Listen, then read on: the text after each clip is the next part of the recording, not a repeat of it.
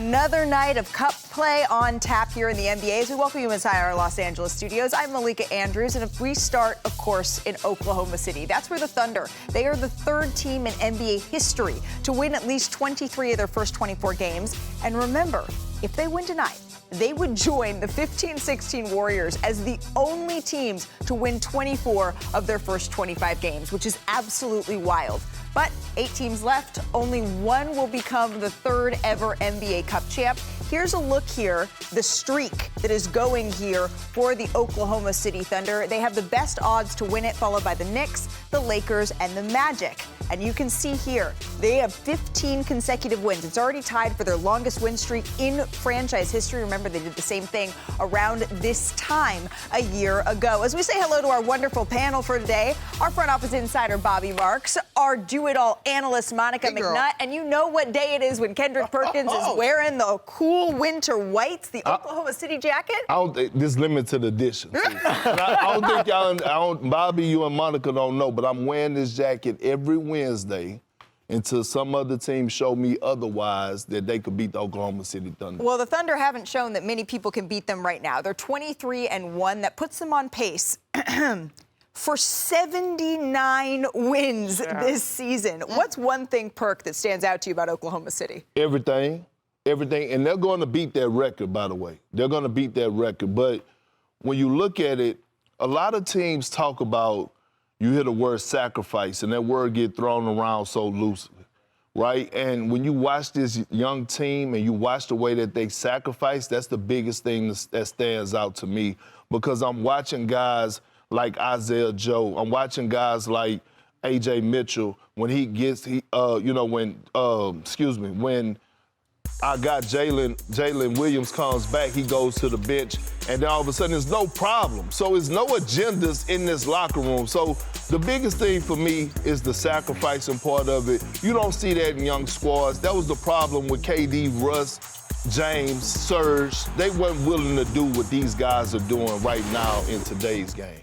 I think for me, certainly the brilliance of Shai Gilgeous-Alexander, but the brilliance of this roster when he's off the court. Yep.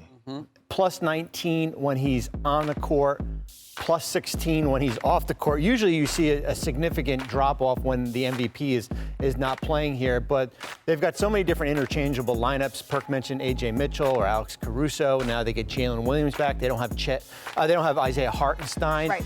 But the other night, they had a two-way player, and Brandon Carlson scored 13 points. There's a lot of ways that this Oklahoma City team can beat you.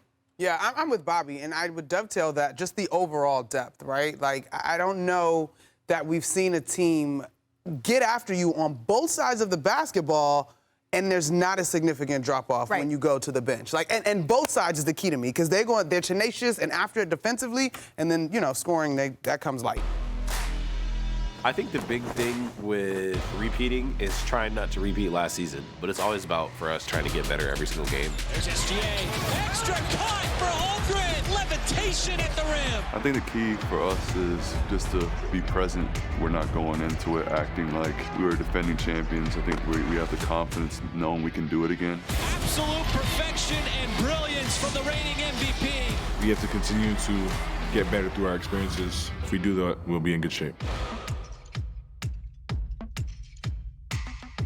All right, let's talk about the Oklahoma City Thunder, because they are the third team in NBA history to win at least 23 of their first 24 games of the season. They joined the 2015-16 Warriors and the 69-70 New York Knicks. But this deserves a closer look, right? Because the Thunder have won 15 consecutive games. That puts them one win away from their longest streak in franchise history, the previous 15-game winning streak. It came at this time last year, a little holiday spirit for the Oklahoma City Thunder. And they've had quite the encore to their #1 defense this year, because once again, they lead the league in just about every defensive category. We're talking about defensive efficiency, opponent field goal percentage, and opponent paint and fast break points. Now, Shai Gilgeous-Alexander, he is the league's second leading scorer after going for at least 30 points in 19 of his first 23 games, and the dude barely even plays in the fourth quarter. That is the second most 30-point games in a player's first 23 games of a season since the 76 merger, behind someone who I hear was pretty good. Yeah, Michael Jordan in 86,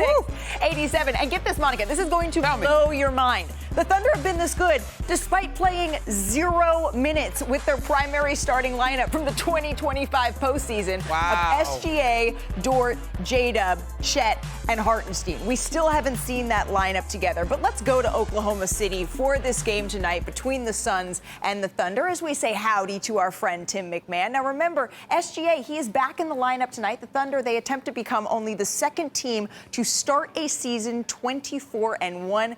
Tim, how the heck are they approaching this game?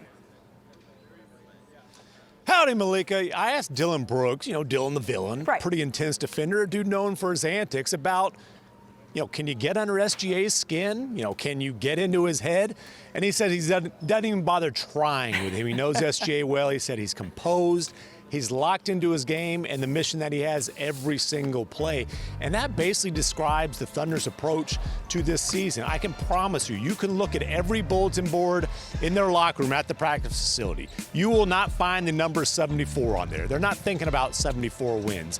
Honestly, they're not even necessarily, I'm not going to lie. They're thinking about the money a little bit. But part of the Thunder's superpower is that they have this high-intensity, even keel that they maintain regardless of circumstances, regardless of what's at stake. As Mark Daigneault said, there's a bar that is hard to clear, but that bar is that high every single time the scoreboard's on for the OKC Thunder. Yeah, I think about Shai Gilgeous-Alexander saying, you know what, I'm consistent in everything that I do, and that has been bleeding all over this Thunder franchise. That is exactly who they are. Now, the Phoenix Suns on the other side of this, though, you mentioned Dylan Brooks here. They've been one of the best stories in this early season. They've been playing some incredibly good basketball despite having a number of injuries pile up, including to Devin Booker. What more can you tell us about his status for this one? Yeah, he's not ruled out. He's officially listed as questionable. I would say highly questionable. It's been a week since they announced he'd be reevaluated in 1 week. He would obviously prefer to play in this game, but the sense that I got at shoot around is they were, easy for me to say, they are preparing to play tonight without Devin Booker. And look, they have had some success without the face of their franchise. The night he got hurt, they beat the Lakers on the road in a game he exited in the first quarter. They're coming off of a really nice road win against the Minnesota Timberwolves. Dylan Brooks described this team's approach as gritty, confident, and ain't scared of nobody. But if there's anybody to be scared of, it's the Oklahoma City Thunder at 23-1. Yeah, absolutely. Highly questionable. All right, that is the status for Devin Booker and also apparently for Tim MacMahon's diction on this show. Tim, adios amigo. We appreciate you, my friend. All right, this will be the battle of strengths as the Suns and the Thunder. They both rank top 2 in steals and points off turnovers per game. But the last time we saw them this meeting, it was only decided by 4 points. Devin Booker, he said that the secret is out on OKC. And I'm curious your thoughts of all of this. He said specifically, quote, wait, let me say what he said. Let me say what, can I say what he said? Come on, let's see. Well, he said something else. He said that they do speed you up, right? He said they play aggressive, they'll grab, they'll hold, but it's never when you're shooting or in shooting position. That's what he said the secret was. Y'all are making a face. Okay. So what that mean? I mean, I'm wondering, I know the refs can't call everything, but is that the way that you have to look at Oklahoma City? Is that the secret sauce? There's no secret sauce to them. Like, they're one of the greatest defensive teams we have ever seen. Yep. With the depth at the perimeter position for as defenders, they just get into you. They make you uncomfortable. They play with active hands. They're tied together. And I've never seen in my life a team that has so many two-way players. Right? That is the Oklahoma City Thunder. I wonder if they keep a chart in the locker room of the deflections, the active hands that they have. It's no secret sauce with them. I'm trying to interpret that, though. So that means you then have to be prepared to be in scoring position at all times to catch them off guard? I think that's part of what he's saying, right, Bobby? How did you read that? Listen, I think when you go back and you watch the game, the last time these two teams played, Phoenix held Oklahoma City to 29 points in the fourth quarter. And I think certainly, can you say that's slowing the game down a little bit here? A lot of that, why this Phoenix team was in this game, was their shot making. They basically went shot for shot with Oklahoma City, and that still was not good. Now, if we don't have, maybe if Devin Booker is not there, this is a monumental task to try to win in Oklahoma City. I'm not here to even pound on Dylan Brooks because I am a fan of Dylan Brooks. everywhere Dylan Brooks go, winning follows. He changes coaches. He just got this one wrong. And I'm not a big sauce guy, so when I go and order chicken tenders, I ain't getting ranch and all. I don't know nothing about You want the sauce. dry rub? Huh? All right, we're going to move on now. We're talking about chicken. It's time now to shoot your shot. It's brought to you by DraftKings Sportsbook. All right, you can check out these notable player props. They're all available on DraftKings. Perk, what you got? You got a pretty good record in these. Over. See, Over. my only hesitation on that is he for going to need it? SGA, 30 and a half? He doing that in his sleep. I thought about that one, but I was like, is he going to need it? Or is he going to play in the fourth quarter? I got to realize this. Every time the Canadians match up against each other, that's a good call so out. he's going to go out there and have this. So I went with my man Chet Holmgren. He's been over this in 4 of his last 5, and I do think that like Mark Williams is playing well, like whatever. I think there's going to be a little, all right, let's go. Let me rock. All right, well, that's what Monica and Perk are rolling with.